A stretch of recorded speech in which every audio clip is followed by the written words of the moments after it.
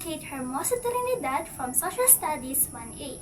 So today I'm going to talk about arithmetic sequence, a very important concept in mathematics that we can also see in real life. So what is arithmetic sequence? Arithmetic sequence is a list of numbers where each term is obtained by adding or subtracting the same number every time. The fixed number is called the common difference, usually written as D. Sabi po dito, ito po ay isang set ng number na kung saan ang mga numbers ay meron pong common difference. Ibig sabihin po, ang magkakasunod po na numbers na kapag may minus ay isa lang ang sagot.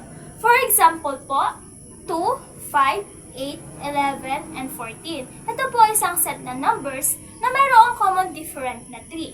So, paano ko po nalaman na ang common difference po nila ay 3? Pinag-minus ko po ang dalawang magkasunod na number na 2 minus 5 is equal to 3. Ganon din po pag pinag-minus ang 5 minus 8, ang sagot din po ay 3. Pag minus din po ang 8 minus 11, ang sagot din po ay 3. Pag 11 and minus 14 po, so ang 3. So, paano naman po pag ganito ang question? Example number 2. If the first term is 2 and the common difference is 3, find the 10th term. So, para po makuha po natin ang 10th term, gagamit na po tayo ng formula for nth term. To find any specific term in the sequence, we use the formula a sub n is equal to a sub 1 plus n minus 1 times d, where a sub 1 is the first term, d is the common difference, n is the position of term we want, and a sub n is the term we are solving for. So, ang first step po natin gagawin para makuha ang 10th term, una po ay kailangan po muna nating hanapin ang first term, common difference, and n. So, ang first term po natin is 2, ang common difference is 3, and ang n po natin is 10, which is nasa question na po. So, ang hanapin po natin ang a sub n. So, una po natin gagawin na isulat ang formula. A sub n is equal to a sub 1 plus n minus 1 times d. So, ipa-plug in lang po natin ang mga given sa formula. So, ang a sub 10 is equal to 2 plus 10 minus 1 times 3. So, a sub 10 is equals to 2 plus 10 minus 1 is equals to 9. So, 2 plus 9 times 3.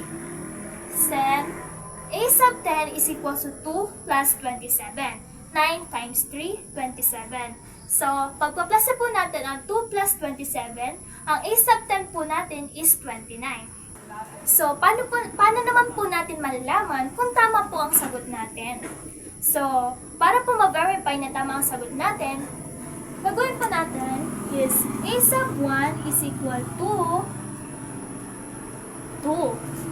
A sub 2 is equal to 2 plus common difference is 3 is equal to 5.